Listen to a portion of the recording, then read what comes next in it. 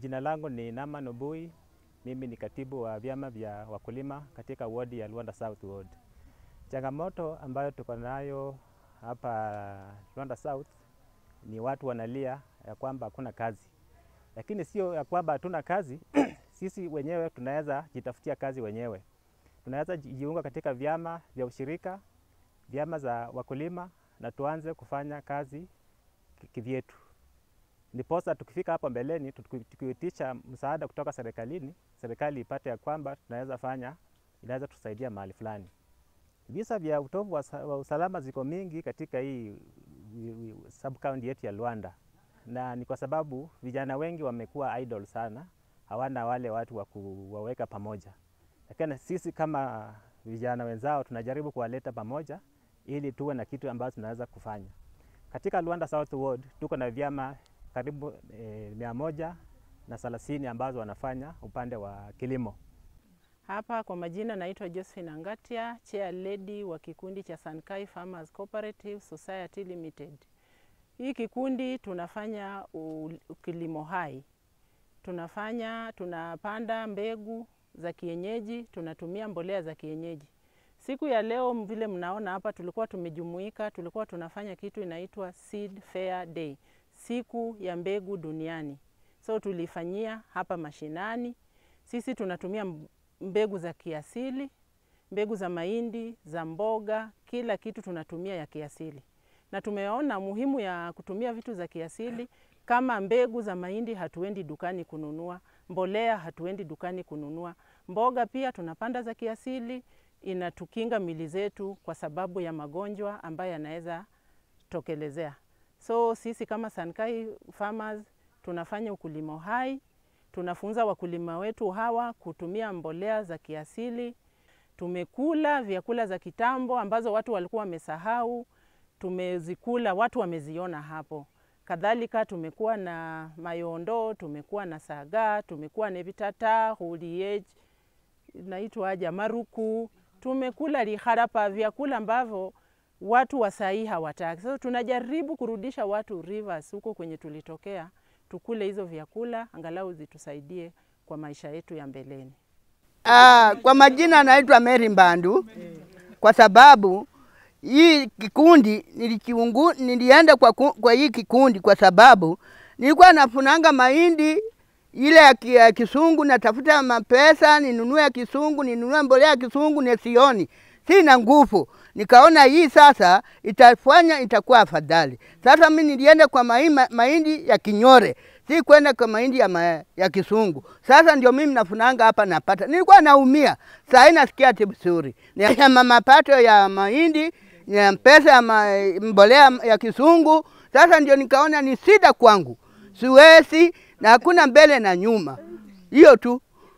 Kwa majina mimi naitwa Shadrack Kotela, mkazi wa hapa Ikuanda, ambaye ni Eskomoli village, si ndio?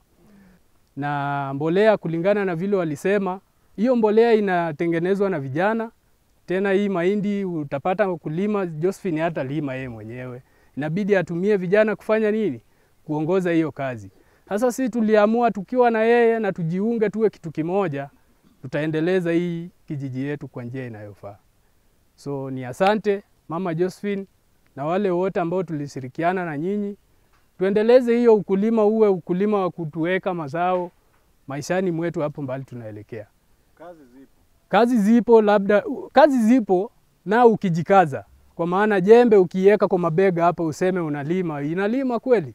Iwezi lima. Paka uweke chini mkono, ukitoa na ile mbolea pia paka uweke bidii ndio ukue na mazao yenye inaweza leta matunda. Kwa majina mimi naitwa Francis Angatia. Mimi ni mkulima wa Ikuanda, Ebulonga.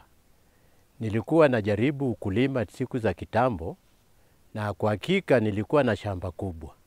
Nilikuwa nalima njaa, napanda njaa, navuna njaa. Nalima na njaa. Siku ya kuvuna tena naenda kuvuna, natoka bila chochote. Sasa bado hizo zote ni njaa tu. Niliona kweli nilikuwa najitupa.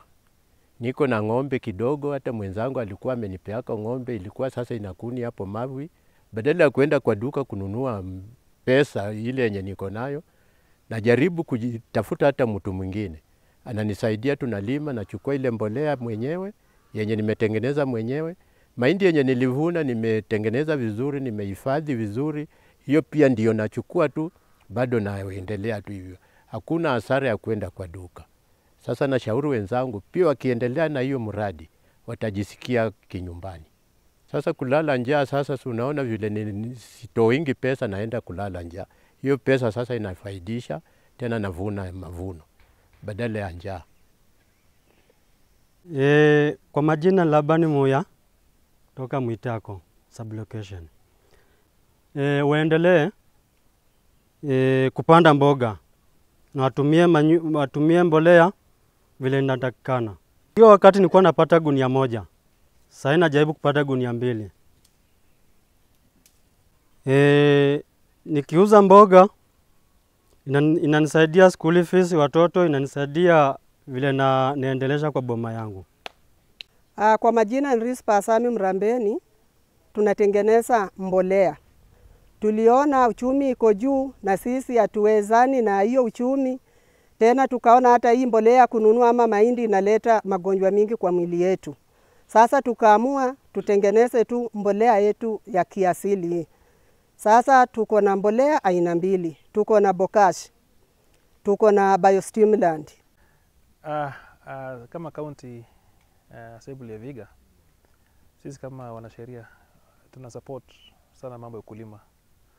Katika mambo yetu ya kuweza kufanya kutunga sheria, sheria zote ambazo zinahusika na mambo ya ukulima tunazitilia manani.